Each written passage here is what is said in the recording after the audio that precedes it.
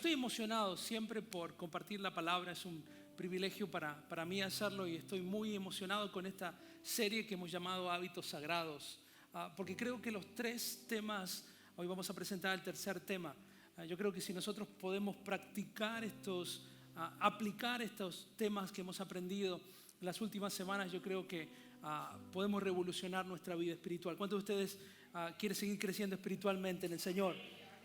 Y quiero que se sepa que esto no son simplemente un mensaje, sino que es un hábito, una práctica, algo que tenemos que hacer no solamente por un mes, sino por el resto de nuestras vidas, de continuo. Y hablamos acerca de este tema 2 semanas atrás, que es estar con Jesús, la importancia de encontrar el tiempo, encontrar el espacio para darle lugar al Señor, para simplemente estar con Jesús. Y el objetivo de estar con Jesús y el premio de estar con Jesús es revelador.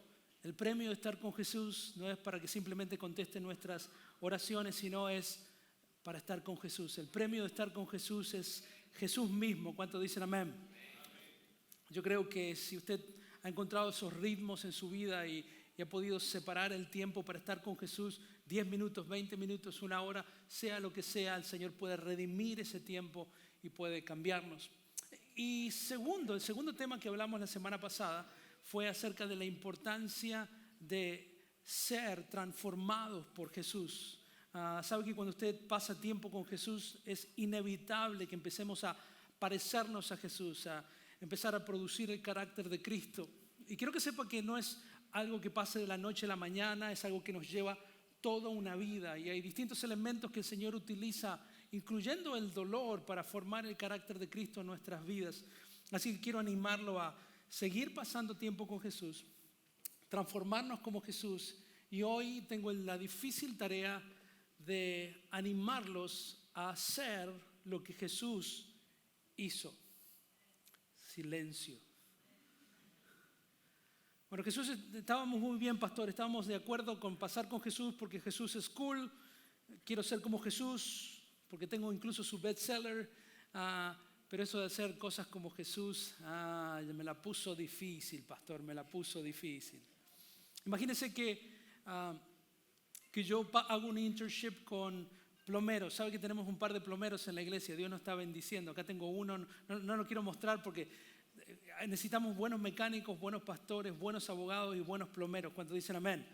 Usted es plomero y sabe que está aquí, no levante su mano porque lo van a llamar en cualquier momento. Quiero que tenga Pero imagínense si yo me pongo bajo la tutela de uno de los plomeros de nuestra iglesia y me enseñan su oficio. El objetivo final de mi internship, mi apprenticeship con un plomero, no es simplemente para después de 3 años pasar un examen y poder explicar cómo se llaman cada uno de las cositas en Home Depot, ¿no? The little thing que va dentro, la cosita que va dentro de la cosa que hace así. Mi objetivo no es simplemente poder explicar cómo se llama o incluso contestar cuáles son las normas que el estado de la Florida requiere. ¿Cuál es el objetivo de haber pasado un internado con 3 años trabajando con un plomero o para un plomero? Es que si se rompe un caño, yo sea capaz de decir, bueno, ¿sabe qué? Hay un caño roto ahí. ¿Sabe qué? Eso ya lo puedo hacer ahora, no necesito trabajar 3 años con un plomero para saber que hay un liqueo en casa. ¿Cuál es la expectativa de pasar 3 años con un plomero para aprendiendo el oficio de un plomero? ¿Cuál es? Tarde o temprano hacer lo que el plomero me enseñó a hacer. ¿Está de acuerdo conmigo? Y a veces entendemos esta lógica, pero cuando se trata de aprender de Jesús, de ser como Jesús y entender que Jesús tiene una expectativa que nosotros hagamos las mismas cosas que Él hizo, empezamos a repensar las cosas y pensamos que simplemente el objetivo de aprender lo que hizo Jesús es simplemente para ser capaz de responder un multiple choice y conocer la historia de Jesús y creer lo que Jesús nos enseñó y aprender las enseñanzas. Pero quiero que sepa que hay una expectativa práctica, diga conmigo práctico. Hay una expectativa de parte del Señor que todos nosotros, como hijos del Señor, que pasamos tiempo con Él para parecernos a Él, es que eventualmente, tarde o temprano, hagamos las cosas que Él hizo. En Mateo capítulo 4, versículo 19, habla de lo que yo creo que es los elementos necesarios del discipulado de Jesús. Eso yo se lo enseño a mis líderes. Y hay 3 elementos que son fundamentales en el proceso de discipulado. Y está en Mateo capítulo 4, versículo 19. Esta es la invitación de Jesús a los discípulos. Y dijo esto, dice, vengan, síganme, dijo Jesús, y los haré, ¿qué cosa? Pescadores ¿de qué? De hombres. ¿Sabe qué dijo Jesús?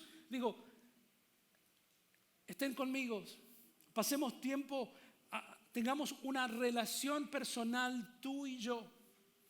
Jesús también dijo, quiero que haya una transformación en su vida. Dijo, vengan a mí y yo los haré, los transformaré. Esos discípulos eran hombres comunes y corrientes, dice la palabra del Señor, pero el objetivo final del Señor es hacer de esas personas comunes y corrientes en pescadores de hombres. En el proceso de discipulado de Jesús hay una expectativa de que estemos tiempo con Él, que nos transformemos en otra cosa de lo que somos ahora. ¿Cuántos de ustedes saben que la transformación en nuestras vidas es necesaria? ¿Cuántos dicen amén? A mí no me importa si usted era un drug dealer, usted necesita un cambio. Si usted fue una buena persona, usted necesita un cambio. Todos nosotros necesitamos parecernos a Jesús de una manera u otra. Pero también hay una expectativa de parte del Señor que hagamos lo que Él hizo. Mateo capítulo 28, conocemos el gran mandamiento y esta expectativa del Jesús. Y dice, por tanto, este es el mandamiento de Jesús. Por tanto, enseñen teoría online en Zoom. Escriban un libro. Mediten en la palabra. No. Que dice, por tanto, vayan y piensen. No. Dicen, yo no soy muy bueno en español, pero no son verbos esos, ¿no? Ir y hacer, ¿no son verbos? ¿Sí? Si mi esposa está acá se agarra la cabeza, pero son verbos, ¿no? El punto es que dice, por tanto, vayan y hagan discípulos a todas las naciones y bautícenlos en el nombre del Padre, del Hijo y del Espíritu Santo. Continúa diciendo Jesús, enséñenles a cumplir todas las cosas que le he mandado y yo estaré con ustedes todos los días hasta el fin del mundo. Si usted no está convencido a esta altura, quiero que lea conmigo en 1 de Juan capítulo 2 versículo 5, donde entendemos que Jesús es nuestro modelo, es nuestro prototipo. Estamos bajo el entrenamiento de Jesús, estamos siendo coachados por Jesús para hacer lo que Él hizo. En 1 de Juan capítulo 2 versículos 5 al 7 dice, el amor de Dios se ha perfeccionado verdaderamente en el que obedece su palabra y por eso sabemos que estamos en Él. El que dice que permanece en Él debe andar como ¿quién? Como Él anduvo. Y antes de empezar este mensaje quiero romper un paradigma, una idea preconcebida que tenemos que muchas veces se nos ha impedido, nos ha dificultado o hemos hecho una excusa para no hacer lo que Jesús hizo. Leemos las Escrituras pensando que Jesús hizo todas las cosas que hizo simplemente porque era el Hijo de Dios.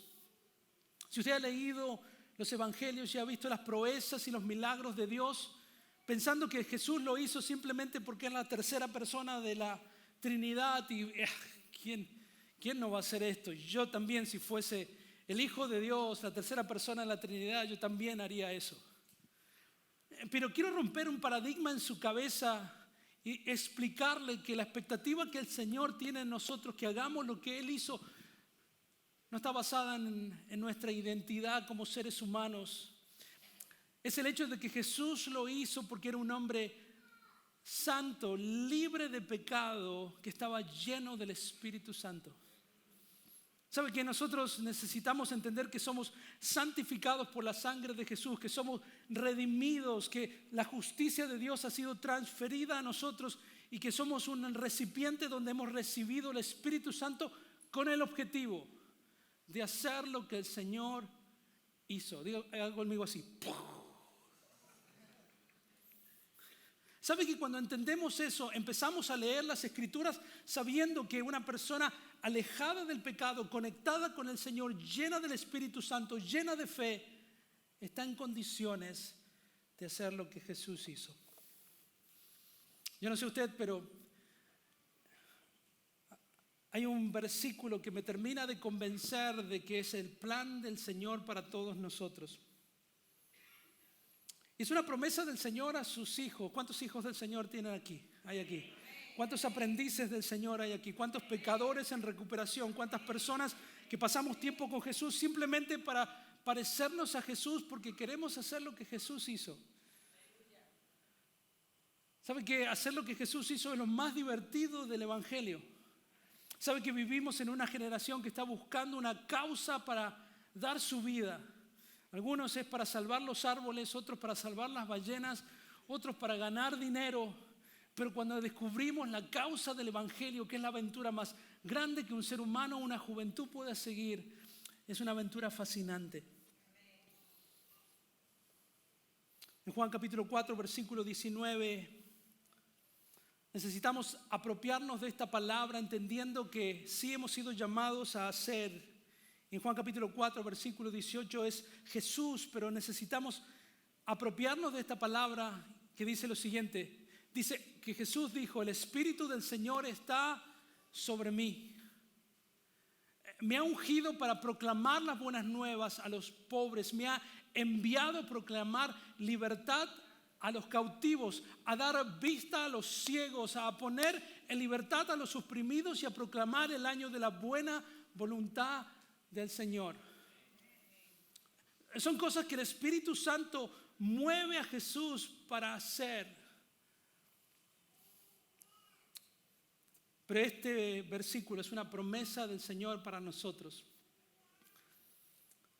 Jesús sabía que íbamos a llegar a este momento de esta conversación donde íbamos a empezar a dudar si realmente se trata de hacer lo que Jesús hizo o simplemente creer lo que el Señor hizo. Si la vida cristiana se trata de poner en práctica lo que hemos aprendido o simplemente acumular información. Jesús le dice a sus discípulos, y hoy se los digo a ustedes como discípulos de Jesús, en Juan capítulo 14, versículo 12, posiblemente es uno de los versículos más revolucionarios en la fe cristiana, y dice: de cierto les digo. Jesús dijo así, básicamente. Te lo prometo, no tengas duda. Los boricuas dirían: de verdad, de verdad. De cierto les digo, el que cree en mí. ¿Cuántas personas creen en Jesús? Entonces es para usted. Hará también las obras que yo hago, dijo Jesús. Acabamos de leer lo que Jesús acaba de decir. Y aún mayores obras hará, porque yo voy al Padre. ¿Cuántos de ustedes reciben esa palabra? Uy, pastor, usted me está diciendo que Jesús nos está diciendo que no tan solo vamos a ser capaces de hacer lo que Él hizo, sino que vamos a hacer mayores cosas. Yo creo que la palabra del Señor está diciéndonos sí. ¿Ok? En latín es sí. En hebreo es sí. En inglés es yes. Y yo creo que el Señor está diciendo que vamos a ser capaces de hacer mayores cosas, porque antes Jesús estaba limitado a un tiempo, a un espacio, a un lugar, a una región, y hoy a través del Espíritu Santo de Dios, el Espíritu Santo de Dios está diseminado por todas partes del mundo. Y Jesús está diciendo que está buscando personas que están dispuestos a creer, que han pasado tiempo con Él, que se están transformando en una versión de Él y que están dispuestos a hacer lo que Él hizo. Sabe que inicialmente el Señor le había dado poder y autoridad a la creación a Adán y Eva, y usted sabe qué pasó en el jardín del Edén. Pecó, hubo una separación, y esa habilidad que le había dado el Señor de reproducirse y de sojuzgar, de tomar dominio sobre la creación, fue robada y sacada, y Satanás se apoderó de ella. Pero Jesús, diga conmigo Jesús. Pero Jesús vino en la cruz Murió por nuestros pecados, le arrebató a Satanás esa autoridad que originalmente el hombre había perdido, pero ya no cometió el mismo error, no se lo dio a una sola persona. Se lo dio a un grupo de personas llamado la iglesia. Y cuando Jesús muere, dice, voy a darle ese poder y esa autoridad y esa habilidad de hacer lo que yo hice a la iglesia. Pero vivimos en una sociedad donde piensan que los milagros y las proezas y las cosas que Jesús hizo es una cuestión histórica, pero yo me niego a creer que los moveres de Dios son cuestiones del pasado. Yo creo que Dios se mueve aquí y ahora con quien quiere moverse en el nombre de Jesús.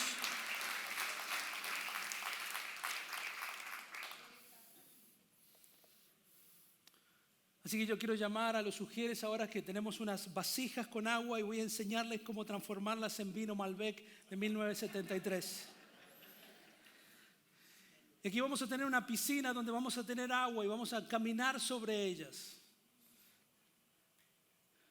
A mí no sé qué milagro le gustaría a usted. A mí me gustaría 2 milagros. Ese de multiplicar la comida como multiplicar los panes y los peces. Las bolsitas de Chick-fil-A para darle de comer a todos. ¿Cuántos dicen amén? Amén, dice la Chick-fil-A, dijo. Otro me gustaría es convertir agua en vino. Pero ¿sabe que no estoy hablando acerca de milagros puntuales que leemos en las Escrituras? Déjeme hablar acerca de aquellas cosas que sí podemos hacer, sí podemos aspirar, y creo que es mucho más importante que panes o peces o incluso el mejor vino que usted jamás haya tomado. Aquí hay algunas de las cosas que Jesús hizo y nos está encomendando que nosotros podamos hacer. Porque Jesús sigue buscando personas que estén dispuestas a hacer las cosas que Él hizo. Y una de las cosas que Jesús hizo fue, Jesús creaba espacios para el Evangelio. Déjame que me explique. Jesús, después de leer el libro de Lucas nuevamente, descubrí que en 50 ocasiones Jesús estaba comiendo con alguien, estaba en la mesa con alguien, estaba entrando a una fiesta, estaba en el medio de una fiesta, o estaba saliendo de una fiesta, o se estaba autoinvitando a una fiesta. ¿Cuántos dicen amén a eso? Al punto de que Jesús era asociado con comer con pecadores, publicanos, prostitutas y personas que no estaban al nivel de los grandes teólogos de sus días. Pero Jesús estaba entendiendo que necesitaba crear espacios para introducir el Evangelio. Sabe que todos nosotros predicamos un Evangelio, todos tenemos un mensaje para proclamar, todos tenemos una ideología que compartir. Y no estoy aquí para enumerar todas las ideologías, todos los estilos de vida que las personas predican con su ejemplo, con sus redes sociales. Pero estoy aquí para recordarle que su ideología, su creencia, su modo de vida, el Evangelio de Jesucristo, es el Evangelio que tenemos que predicar. ¿Cuántos dicen amén a eso? ¿Sabe que Jesús se autoinvitó a una fiesta? Y de ahí nosotros sacamos la idea con la pastora, nos autoinvitamos a la casa de todos nuestros líderes discipulados. Por los últimos 4 meses hemos comido todos los martes gratis por la gloria de Dios. ¿Cómo no se nos ocurrió esto antes? Y literalmente, eso es abuso espiritual. Le dijimos, elegí un día para invitarnos a tu casa. Y así lo hemos hecho. Todos los martes hemos estado comiendo en la casa de algunos de nuestros líderes. Hablamos de 0 ministerio. Solamente queremos conectar y disfrutar los unos de los otros. Creo que por eso proclamamos otro ayuno para bajar esas 10 libras que recuperé en los últimos 3 meses. En Lucas capítulo 19, versículo 1 al 6, esta idea fue inspirada de este versículo. Y dice que Jesús entró a Jericó y comenzó a cruzar la ciudad. Dice que mientras caminaba Jesús, un hombre rico, ¿algún hombre rico aquí? ¿Un hombre rico? Ahí hay una mujer rica. Voy a comer contigo. Dice que un hombre rico llamado Zaqueo, que era jefe de los cobradores de impuestos, era un pecador pro y era el jefe del IRS. Algunos trabajan en el IRS, es un joke nada más. Dice, trataba de ver quién era Jesús, pero por causa de la multitud no podía hacerlo, pues era de baja altura. ¿Cuántos chiquititos como yo hay aquí? Quiero que sepan que hay personas que son altas, pero que usted es grande, dijo Napoleón. Pero rápidamente se adelantó, dice la palabra del Señor, y para verlo se trepó a un árbol, pues Jesús iba a pasar por ahí. Cuando Jesús llegó a ese lugar, levantó la vista y le dijo: Zaqueo, apúrate y baja de allí, porque hoy tengo que pasar la noche en tu casa. Mire qué hizo Zaqueo. Zaqueo bajó deprisa y con mucho gusto recibió a Jesús. ¿Sabe cuál es la primera requisito, característica que se espera de todos los líderes en el ministerio? Usted pensará, bueno, debe ser maestro de la palabra del Señor, hacer profecías, hacer milagros. No. ¿Sabe cuál es la primera característica de un líder? Hospitalidad. Lo primero que se espera de un líder, de un cristiano, es ser hospitalario. ¿Cuántas personas hospitalarias hay aquí? Quiero que sepa que usted es candidato para el liderazgo, y si usted cocina bien, usted me tiene en su grupo pequeño. Soy todo suyo. Pero Jesús practicaba la hospitalidad para crear la oportunidad de compartir las buenas nuevas de su Padre. ¿Y sabe qué? Creo que hemos perdido esa habilidad de ser hospitalarios, de invitar a las personas no a nuestra casa solamente, sino a nuestras vidas. No tan solo para compartirles lo que sabemos, sino para compartirles quiénes somos, aunque eso cueste. Jesús lo hacía. Jesús, hay un autor que se llama Tim Chester, que habló de que Jesús predicó las buenas nuevas una comida a la vez. Usted me dice, bueno, pastor, yo lo puedo hacer, yo puedo cocinar. ¿Cuántas buenas cocineras tenemos aquí? Arroz con gandules, sancocho dominicano. ¿Sabe que hace 21 días que estoy solamente a Hamas? Necesito terminar este mensaje para irme a comer con mi familia. Pero necesitamos practicar lo que Jesús hizo. Jesús practicaba la hospitalidad y conectaba con las personas, y nosotros tenemos que aprender a hacer lo mismo. ¿Cuántos de ustedes saben que todos podemos recibir y compartir la hospitalidad? ¿Sabe que las personas son mucho más abiertas a escuchar nuestra historia? Y sabe que para mí compartir el evangelio es tan sencillo como escuchar la historia de alguien más, tomarme el tiempo de escucharlo sin interrumpirlo, para que eventualmente me pregunte cuál es mi historia. Y mi historia es sencilla, mi historia es antes y después de Jesús. Y cuando la gente ve la diferencia, quiere saber más de Él. Lo segundo que necesitamos hacer, que Jesús hizo, no tan solo es practicar la hospitalidad, sino que necesitamos hacer lo que Jesús hizo, que Jesús predicó con denuedo el evangelio. Diga conmigo, denuedo. Y cuando hablo de denuedo, no hablo simplemente de aleluya, gloria a Dios. ¿Sabe que yo puedo predicar así también?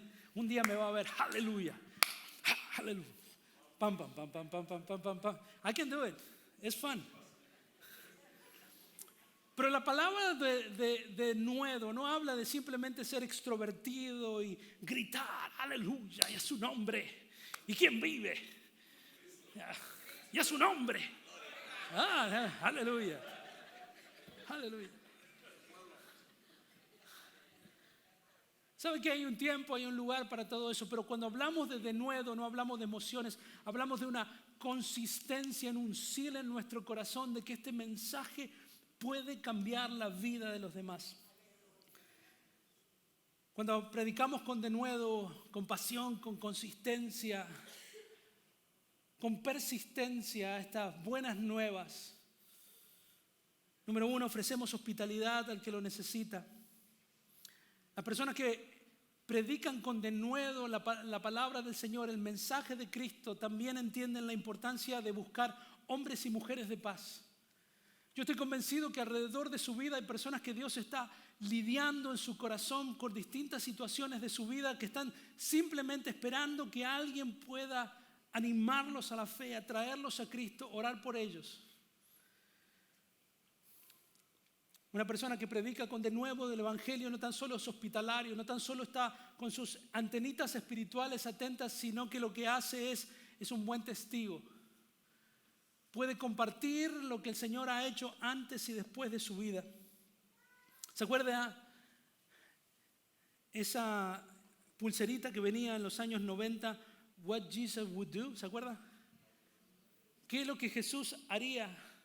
Creo que necesitamos volver a esa noción de entender que el Señor, si estuviese en nuestra posición, estaría haciendo algo distinto a lo que nosotros haríamos. Y por último, creo que una de las características del denuedo que estoy tratando de transmitir no es tan solo hablar y proclamar con elocuencia, sino hacer algo tan importante como vivir con el ejemplo. Yo siempre digo que quiero que mi vida sea ejemplar. Y no estoy hablando de vivir una vida perfecta, porque si usted está pensando que ha llegado a una iglesia perfecta, quiero decirle que la iglesia era perfecta antes que usted llegara a la iglesia y usted nos las arruinó. Este pastor no es perfecto. Mis hijas pueden decir que soy un buen padre, más o menos good, still up. Está mi hija ahí. Mi esposa puede decir que soy no está acá, están predicando en Nueva York, que soy el mejor padre del mundo, que soy el mejor esposo del mundo. Pero la verdad es que necesitamos entender que necesitamos vivir una vida ejemplar, que nuestra vida resplandezca, dice la palabra del Señor, que sea la envidia del barrio. Y no estoy hablando de sus posesiones materiales. Es que cuando vean nuestras vidas, nuestras relaciones, entiendan que hay algo diferente en cada uno de nosotros que la gente quiera y necesite emular. En Hechos capítulo 1, versículo 8, el epicentro de la iglesia primitiva dice: pero cuando venga sobre ustedes el Espíritu Santo, recibirán poder y serán mis testigos en Jerusalén, en Samaria y hasta los últimos de la tierra. ¿Sabe que necesitamos entender que hay una tercera manera de poder hacer lo que Jesús hizo? Número uno es creando espacios. Número uno, acabamos de aprender, es hablar con denuedo a la palabra del Señor en los distintos ámbitos donde nosotros nos movemos. Y la tercera parte es entender que necesitamos demostrar, diga conmigo, demostrar el Evangelio de Jesucristo, la historia de Jesús con poder. Diga conmigo, con poder. Hay poder, poder, sin igual poder en Jesús, que murió. Estoy con los coritos hoy a full. Pero creo que necesitamos entender que el Evangelio de Jesucristo no es simplemente una teoría, una doctrina, una enseñanza, sino que es poder de Dios para salvación. Yo creo que necesitamos entender nuevamente que el Evangelio de Jesucristo hay poder en el nombre de Jesús.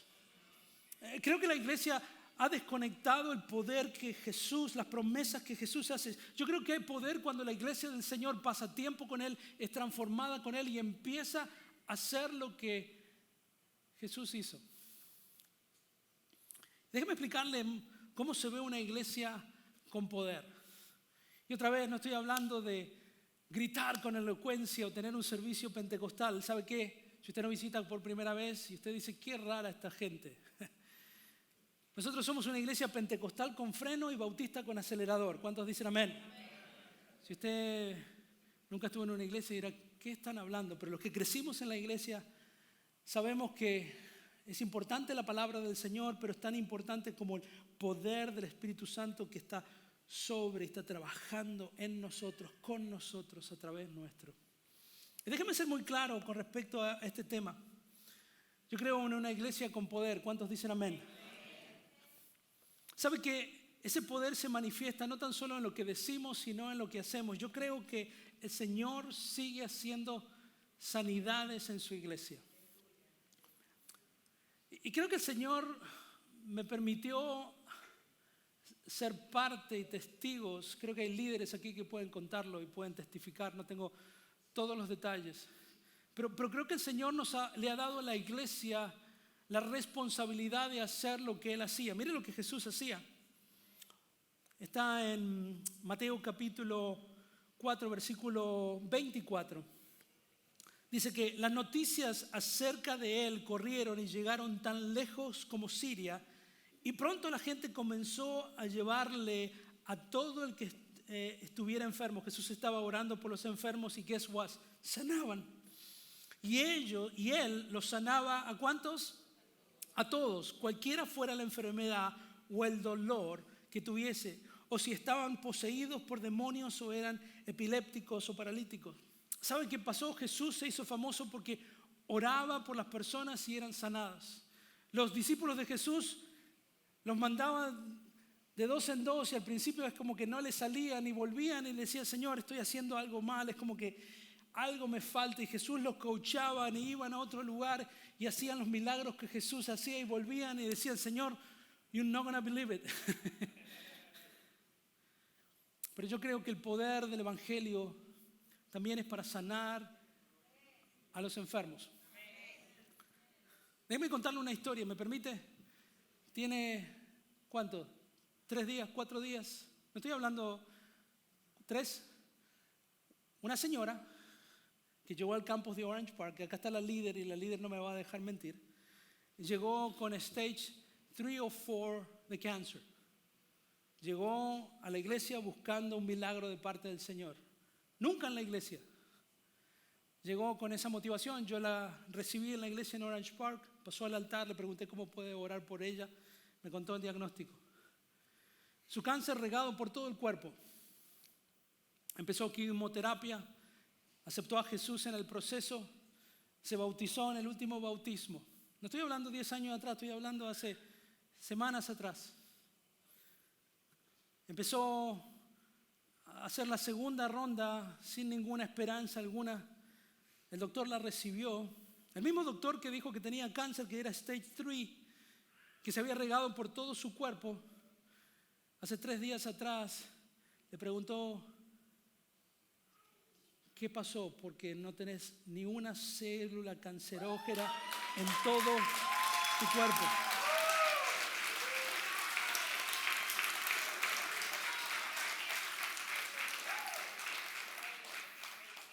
¿Estoy diciendo la verdad o no estoy diciendo la verdad? Esa señora, como empezó su quimioterapia, solamente un par de sesiones nada más, se dio cuenta que su pelo empezó a crecer y su vida espiritual empezó a crecer cuando no podía ir por la debilidad de la quimioterapia al grupo que empezó a asistir. Los líderes decidieron ir a su casa a hacer el grupo y fue ahí donde oraron y por primera vez ayunó por 21 días y ahí es donde el Señor hizo el milagro.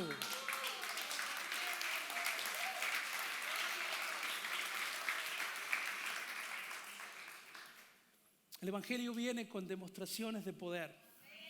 No para que el hombre se glorifique, no para que los pastores sean famosos, es para que el nombre de Dios se haga famoso y generaciones tras generaciones de esa misma familia, de esa misma persona diga: mi abuela fue sanada por cáncer y mis hijos van a servir al Señor para establecer precedentes en nuestras vidas.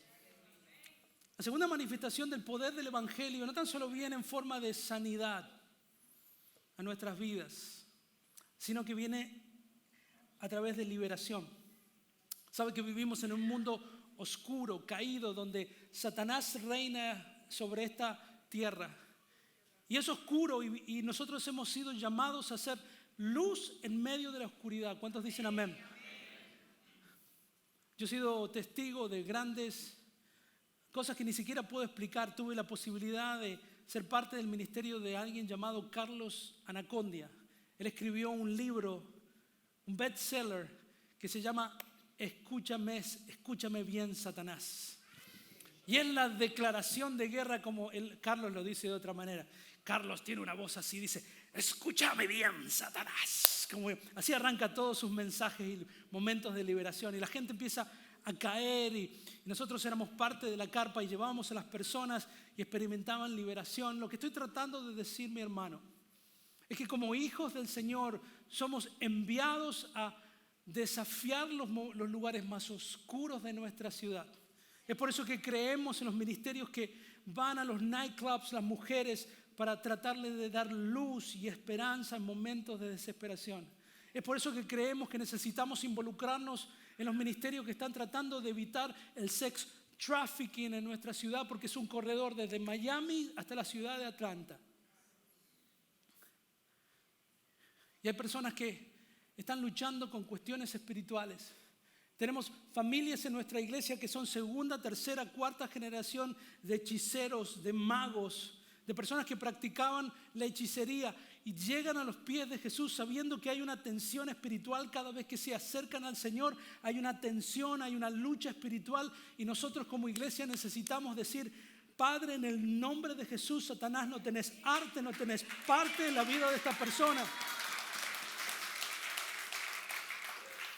¿Sabe por qué? Porque Jesús así nos enseñó. Y usted dirá: pastor, bueno, y si yo lo hago y no sucede, voy a quedar mal. ¿Sabe que los discípulos eran enviados por Jesús y algunos de ellos venían maltrechos, así volviendo como diciendo: nos agarró 4 demonios y nos pegaron una paliza? Y venían a Jesús y le decían: bueno, el problema es que esto no sale sin ayuno y oración, muchachos, no se metan ahí otra vez hasta que ayunen y oran y sepan que están metiéndose. Ok, I got it. ¿Sabe que es un proceso hacer lo que Jesús hizo? ¿Sabe que yo he tenido la posibilidad de orar por personas que le dolían la cabeza? He impuesto mis manos sobre ellos y les da más dolor de cabeza. Al mismo tiempo he orado por personas casi sin fe, solamente en obediencia, porque tenían alguna enfermedad, necesitaban hacer algún tipo de trasplante, y Dios en su gracia y misericordia los ha sanado. Y cuando me vienen y me cuentan, yo le digo: no way. ¿En serio? Sí, pastor, usted oró con fe, ¿no? Claro.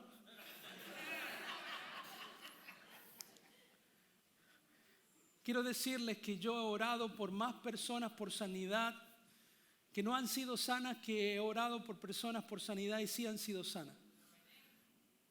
Mi hermano, mi amigo, yo no puedo explicar cómo funciona, simplemente quiero que sepa que tenemos la responsabilidad de responder al Señor en obediencia para que Él, en su gracia y en su misericordia, haga lo que Él quiera hacer. ¿Cuántos dicen amén a eso? Va a llegar lejos esta niña. ¿Sabe qué pasa? Una de las cosas que yo hago los domingos es hago un llamado al altar con la esperanza de que alguien acepte a Jesús como su Señor y Salvador. Y a veces lo he hecho y nadie ha respondido. Significa que el próximo domingo voy a decir: bueno, yo no predico más. No, yo tengo la responsabilidad de predicar las buenas nuevas del Evangelio y depende del Señor y de su gente lo que quiera hacer con ellos. Es por eso que necesitamos saber que si hay un enfermo tenemos que orar por él. Si hay una persona que está luchando con algo espiritual, tenemos la autoridad dada por el Señor Jesús de orar por él o por ella. ¿Cuántos le está dando un poquito de fe en este momento en el nombre de Jesús? Y lo tercero, tengo tercero y un cuarto. Necesitamos entender que el Señor nos ha dado palabras proféticas. Diga conmigo, Y sabe que de todos los dones que el Señor nos ha dado, la profecía es uno de los peores usados.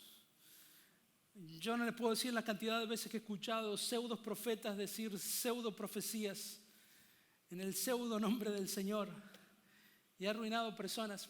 Pero yo quiero que sepa que a pesar de que es un don que ha sido dado a la iglesia, lo hemos utilizado muchas veces mal. Y a las personas les encanta escuchar a los profetas. Pastor, el profeta me dijo. A mí me encanta cuando la gente dice Dios me dijo, pero también me encanta cuando la gente me dice escrito está. Anyway, just to keep it balanced.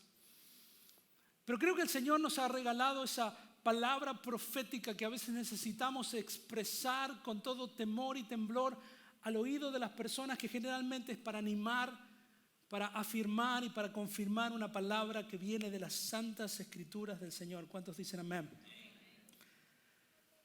Primera de Corintios, capítulo 13, versículo 2 dice: si tengo el don de profecía. Eso es un don, es un regalo de Dios. No vaya por ahí a tomar clases online, sea profeta en 3 pasos, confiéselo, lo digo, soy rico, soy flaco, soy profeta. No, dice, si tengo el don de profecía, es un regalo del Señor, y entiendo todos los misterios, si poseo todo el conocimiento, si tengo una fe que logra trasladar montañas, pero si me falta amor, no soy nada. Si hay algún profeta en desarrollo aquí en la casa, quiero que sepa que hay un lugar para usted. Necesitamos palabra fresca de parte del Señor que anime que afirme, pero necesitamos hacerlo con temor y con amor del Señor. Y la cuarta cosa, que para mí es una manifestación de la iglesia del Señor, creyendo lo que Dios tiene para decirnos, no tan solo sanidad, no tan solo liberación espiritual, no tan solo profecía, sino justicia. Diga conmigo justicia. Aquellos que tenemos algún tipo de imaginación apostólica, como me gusta decir, somos personas que cuando vemos una injusticia nos volvemos locos. ¿Cuántas personas se sacan, no? Son civiles, son personas sin capa y espada, pero cuando ven una injusticia se transforman en un héroe. ¿Sabe que eso es un don dado por el Señor? Y creo que la voz que el Señor necesita levantar a través de la iglesia es a través de un deseo de hacer justicia para el que no tiene voz. Creo que la voz que necesita levantar la iglesia es una voz profética que trata de buscar justicia con el inmigrante, justicia con el que está tratado de manera injusta, justicia por aquellos que no pueden defenderse a sí mismos. Esas palabras no son mías, son precisamente de Isaías capítulo 1, versículo 17. Dice, aprendan a hacer el bien, busquen la justicia y restituyan al oprimido. Aboguen por el huérfano y defiendan a la viuda. Yo creo que se ponga de pie en este momento. Y quiero que se pregunte a sí mismo, ¿cuál es la injusticia que lo motiva? Mire, si usted no tiene una causa por la cual levantar la voz de Cristo, quiero que sepa que se está perdiendo una de las cosas más divertidas de seguir a Jesús.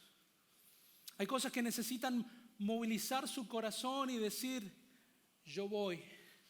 Esto no se puede repetir. ¿Sabe qué? Es una injusticia, hay una necesidad. Yo invierto, yo pongo, yo voy. Necesitamos muchas veces transformarnos en esos hermanos mayores que dicen, hasta aquí llegamos, no más. Yo le llamo bullying para Cristo. ¿Cuántos dicen amén? Pero tengo otra vez buenas noticias para ustedes. Nada de estas intenciones que estamos tratando de presentar, nada de estas cosas se puede hacer sin el Espíritu Santo. Pero creo que comienza todo con un deseo interno de querer aspirar a hacer aquellas cosas que el Señor hacía. Yo quiero poner en ustedes un paradigma en unos minutos. Primero, dado por Jesús. Jesús, en Juan capítulo 5, versículo 19. Jesús no tan solo es nuestro prototipo, nuestro héroe. Dice que entonces Jesús explicó, les digo la verdad, el Hijo no puede hacer nada por su propia cuenta. Solo hace lo que ve que el Padre hace. Todo lo que hace el Padre también lo hace el Hijo. ¿Algún hijo del Señor hoy? ¿Sabe que vivimos siguiendo a Jesús y estamos simplemente emulando lo que Jesús hace? Y lo que vemos hacer a Jesús, lo que entendemos que Jesús está tratando de hacer en nuestras situaciones, en nuestros círculos, es precisamente lo que tenemos que hacer. Yo quiero que se imagine esto. Es un paradigm shift en su cabeza. Yo sé que nosotros, ninguno de nosotros somos rabinos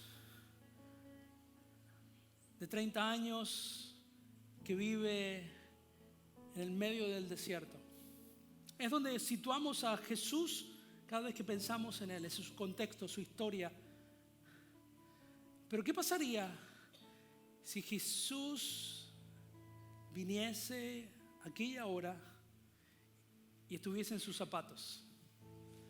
¿Qué pasaría si Jesús ya no fuese ese rabino de 30 años que caminó entre nosotros hace 2000 años? ¿Qué pasaría? Simplemente esto no es herejía, es jugar con su imaginación. Que sea un vendedor de seguros cubano que vive en el área de Blanding. ¿Cómo se vería Jesús? ¿Qué pasaría si fuese una mujer mexicana que hace 20 años vive aquí, que está casada, que tiene una hija y que voluntaría sus horas en causas que salvan a niños embarazados. ¿Qué pasaría si Jesús hoy fuese un camionero puertorriqueño que solía cantar, que ya no canta más? ¿Cómo se vería? ¿Cómo actuaría? ¿Qué hora se levantaría? ¿Cómo sería si fuese un estudiante de finanzas y de economía en una universidad local? ¿Cómo se comportaría? ¿Cómo hablaría? ¿Qué pasaría si Jesús fuese argentino, 3 veces campeón del mundo, by the way, casado con una supermodelo que tiene 3 hijas que parecerían que ni siquiera son de él, de tan bellas que son? Bueno, si Jesús fuese esa persona, no estaría bragging que es 3 veces campeón del mundo. ¿Qué pasaría si Jesús estuviese en los zapatos de un hombre ecuatoriano que vino recientemente al país y trabaja en un restaurante en San Agustín, en un hotel en San Agustín? ¿Cómo se vería? ¿Cómo hablaría? Y pudiésemos estar aquí horas tras horas simplemente para explicar que nosotros tenemos todo lo necesario para creer que Jesús puede hacer con nosotros lo mismo que hizo con sus discípulos. Yo estoy convencido que Jesús está buscando por todo el mundo personas que tengan la fe suficiente de creer que ellos también pueden hacer lo que Jesús y sus discípulos hicieron. Y creo que Jesús está con una medida de unción, de milagros, que está buscando por el mundo entero. ¿Quién en medio de mis discípulos creen, están suficientemente locos, que yo puedo sanar a las personas? Que ellos pueden, a través del nombre de Jesús, pueden liberar a los enfermos, que pueden hacer libres a los oprimidos. Aquí en la ciudad de Jacksonville, en Richard Street, 5941, aquí encontré 100. Voy a derramar mi gracia sobre ellos.